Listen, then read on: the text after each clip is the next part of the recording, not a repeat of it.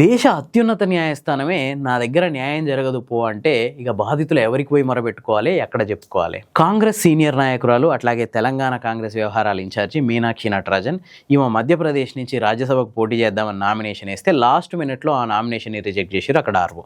దీనికి కారణం ఏంటంటే తెలంగాణలో ఉన్న ఒక కేసు. ఈ కేసు విషయంలో ఇమీడియట్గా మీనాక్షి నటరాజన్ సుప్రీంకోర్టుకి వెళ్ళింది.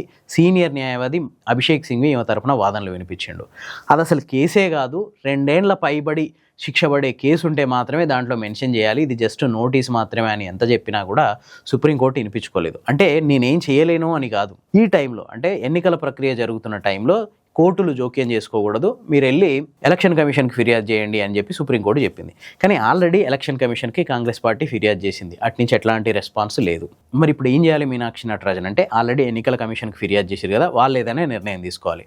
వాళ్ళు కనుక ఎట్లాంటి నిర్ణయం తీసుకోకపోతే మొత్తం ఈ ఎన్నికల ప్రక్రియ అయిపోయిన తర్వాత, అంటే ఆ రాజ్యసభ పదవిలో ఎవరో ఒకరు వచ్చి కూర్చున్న తర్వాత ఎన్నికల సంఘం దగ్గర అప్పీల్ పెట్టుకోవాలి, అక్కడి నుంచి హైకోర్టుకి వెళ్ళాలి, అక్కడి నుంచి కేసు సుప్రీంకోర్టుకి వెళ్తుంది. మొత్తం ఈ వ్యవహారం అంతా అయ్యేసరికి 5 ఏళ్ళు పడుతుందా, 10 ఏళ్ళు పడుతుందా, 15 ఏళ్ళు పడుతుందా తెలియదు.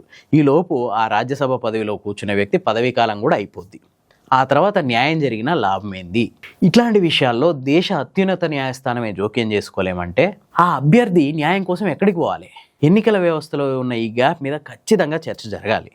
ఎందుకంటే అంతా అయిపోయిన తర్వాత ఈ మధ్య ఇట్లాంటి చాలా కేసులు వచ్చినాయి. తమిళనాడులో ఒక ఎమ్మెల్యే ఓడిపోయిందని ఎలక్షన్ కమిషన్ ప్రకటిస్తే ఎలక్షన్ కమిషన్లో కోర్టుల్లో వాదనలు న్యాయ సమీక్ష అయిపోయేసరికి 10 ఏళ్ళు పట్టింది. లోపు అవతల గెలిచిండు అని ప్రకటించిన అభ్యర్థి పదవీకాలం కూడా పూర్తయిపోయింది. ఇట్లాంటి న్యాయం వల్ల ఎవరికి లాభం? సో ఇప్పటికైనా ఇట్లాంటి విషయాల్లో చాలా తొందరగా న్యాయం జరిగేలా చర్యలు తీసుకోవాలి. దాని మీద చాలా పెద్ద ఎత్తున చర్చ జరగాల్సిన అవసరం ఉంది.